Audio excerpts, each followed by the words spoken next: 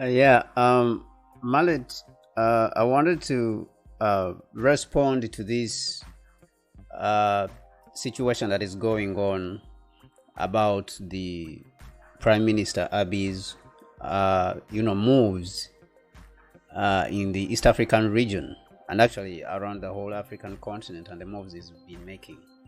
So, if you look at the beginning of this rebellion by the TPLF, when it started, it was being supported by, the usual suspects who are the agents of destabilization and control. And of course, we have at length spoken about the objective of this destabilization, which is definitely the control of Ethiopia as a country which has been growing very fast, and then the control of this region, the Gulf of Eden, because they think that this is where this is a trade route which is very important to Europe and the Americans, because it transports the goods from Asia to Europe, okay, and consequently to North America. So they do not want any strong nation around that area. They only want very weak nations around the East African region and the Horn of Africa because of that route, okay.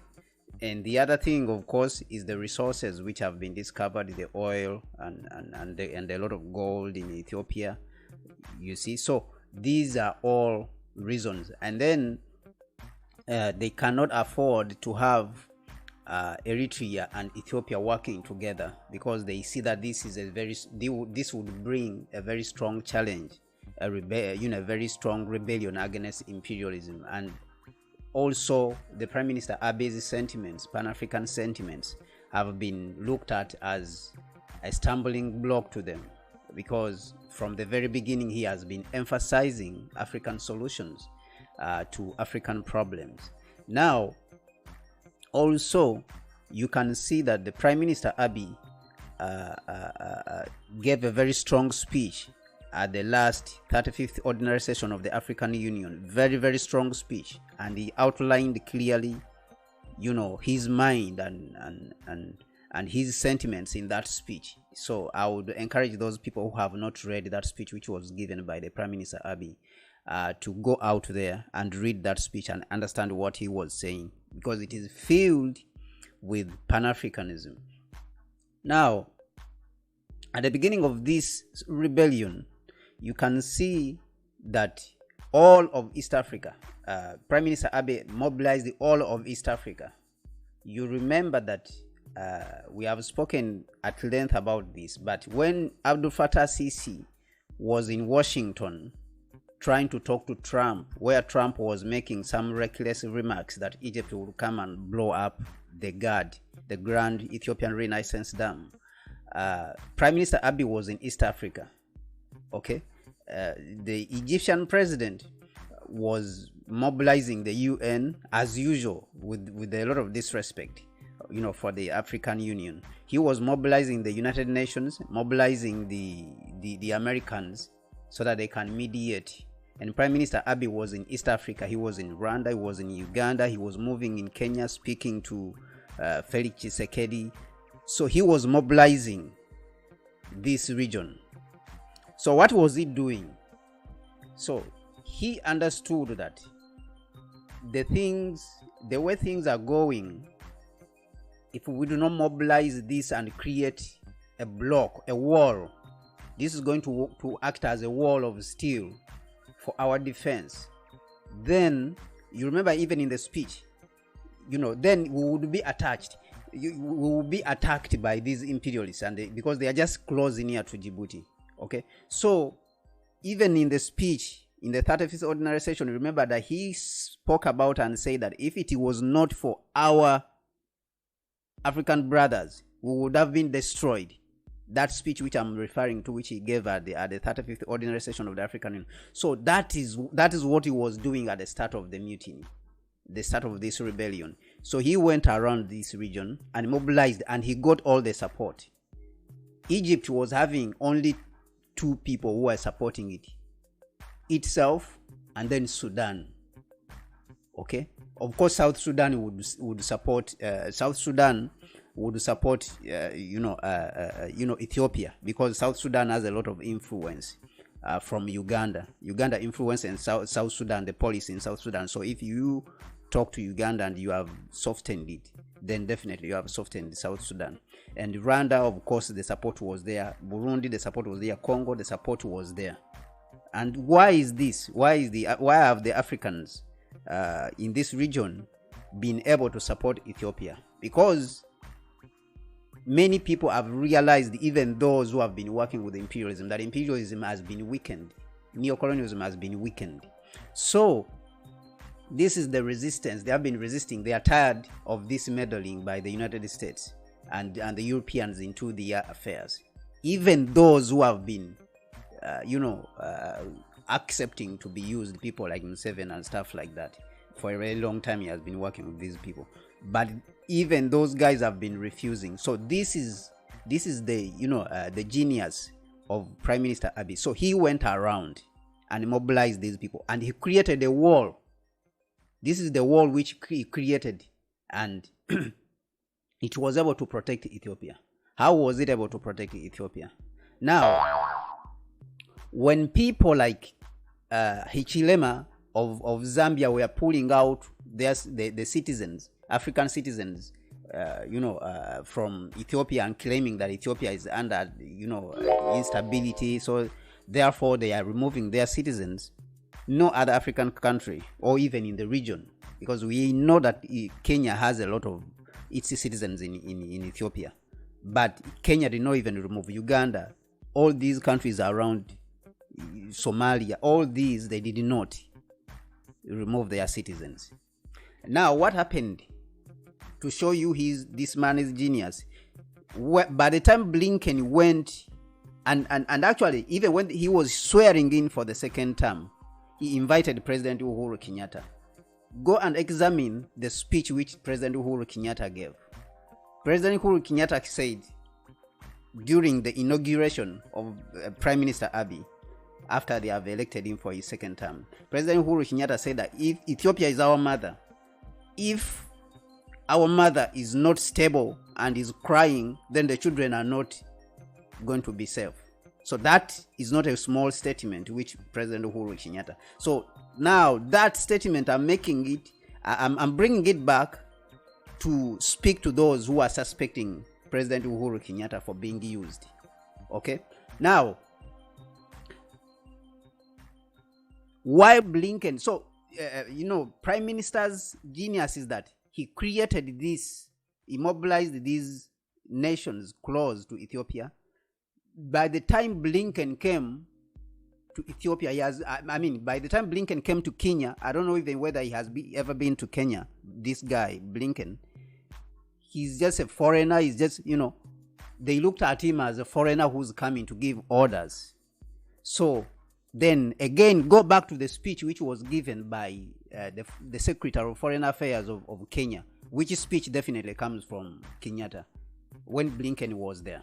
So she said that Kenya does not agree, Kenya does not agree with the idea of interfering in Ethiopia. And she said that we believe that Ethiopia will be able to solve its own affairs. We do not believe. So she made it clear even when Blinken was there. So this was Kenya. This is what Kenya was saying. So this I'm also I'm again bringing it up for those people who have not been following these events to understand. Okay? Because it is very important for you to remember. This is where they say that you have to remember history. And this is just a few years back. And a lot of people have forgotten, and they are just being swept by the wind of what is happening today. But the foundation of what is happening today was laid about 2-3 years ago. Okay? So the United States, when it came to Kenya, was resisted, because that is the reason why Blinken came there, the Secretary of State of the United States, because he wanted to open gaps for them to attack, and Kenya refused. Of course, they can't go to Uganda. Already they have animosity with Uganda, so they could not go to Uganda. They know Uganda's position. Uganda's position is very strongly behind Ethiopia, okay, and loosely also Rwanda. So there is already a very strong wall to protect Ethiopia here, which does a strong wall which doesn't agree any interference in how Ethiopia is doing, is governing its country, governing its conducting its affairs. So then when things change a little bit in Kenya, like what we are seeing, President Ruto came to power.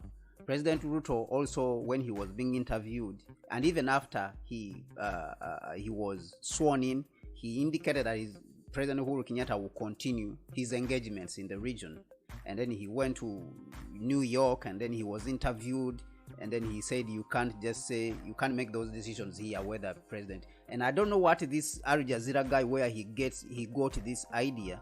I don't know whether he got it from his masters in Washington to bring it out here and start spreading some false narrative to try to plant consciousness that people should start, some groups should start demanding the resignation of the Prime Minister Abiy. So you see that Ruto was able to push back.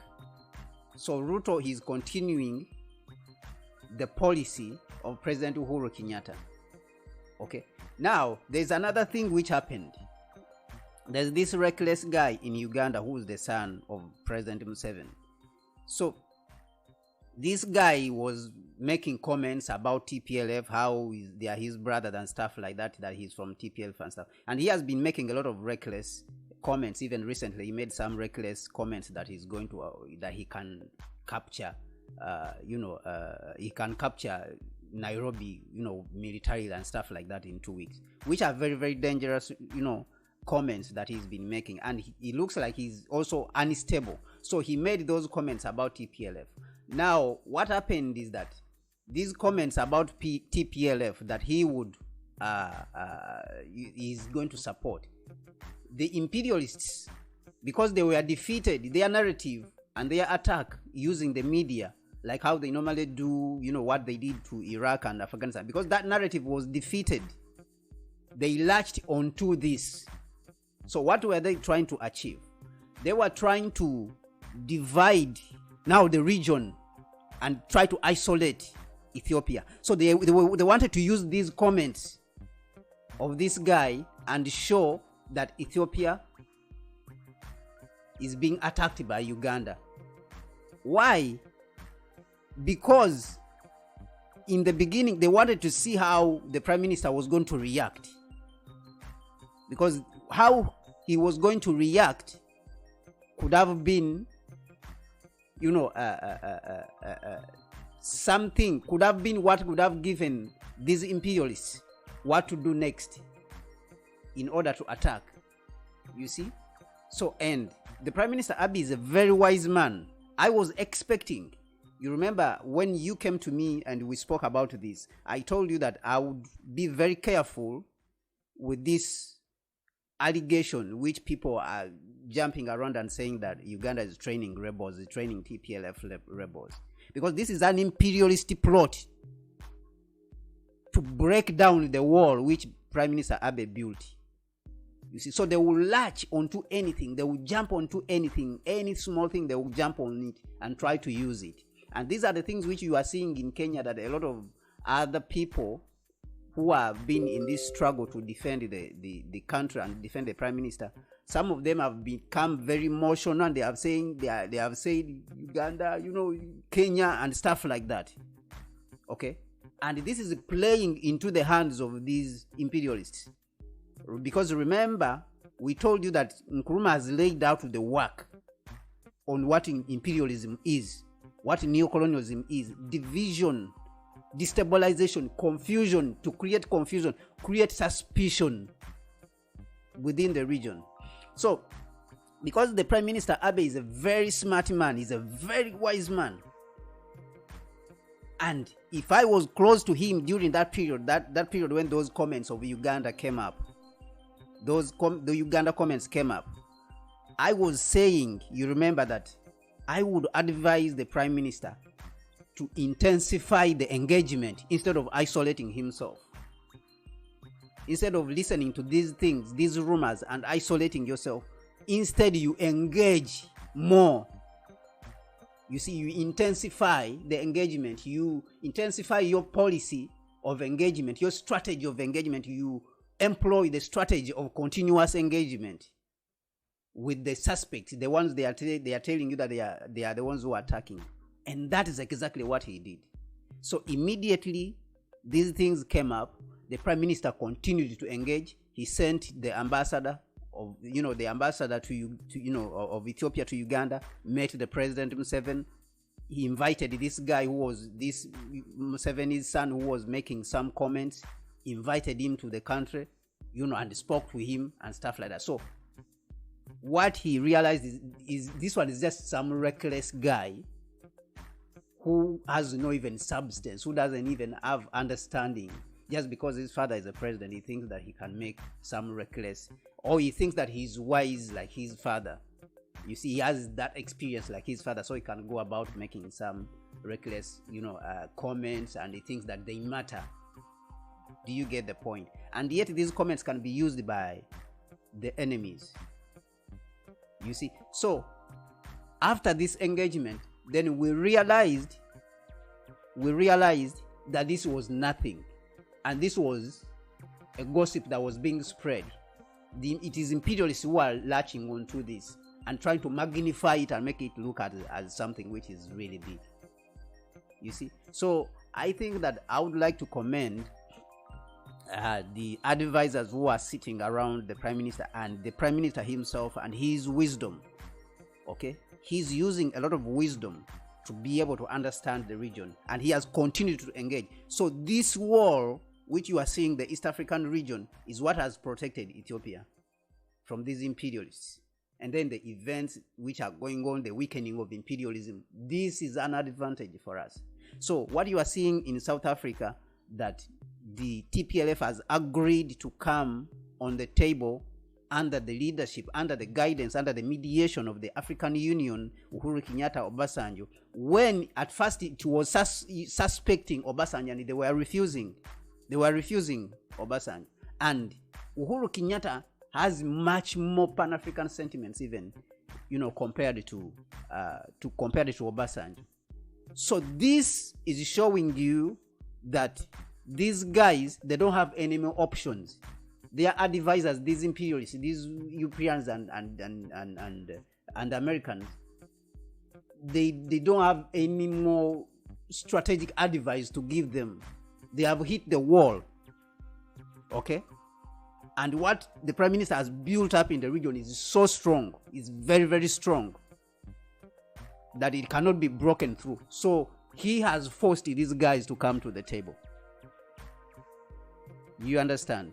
But again, at home, he has been very wise that he has not attacked them too much to shed blood, because he loves his people. These are his people.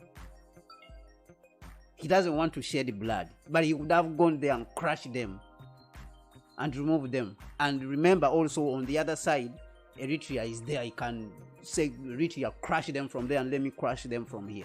They can't survive, within a week. In 1 week, they will be crushed. But they have left them and they are trying to engage them. You are our people. You have to understand that we are trying to build the same nation, and you cannot cooperate with our enemies. You cannot be talking to our enemies to destroy our country, which we have built up and is running very fast. It's the fastest, it has been the fastest growing economy in the continent. Industries are springing up. We are building dams, we are building renewable energy, we are growing wheat. So all these things, so he's trying to talk to these people so that they can be able to do what?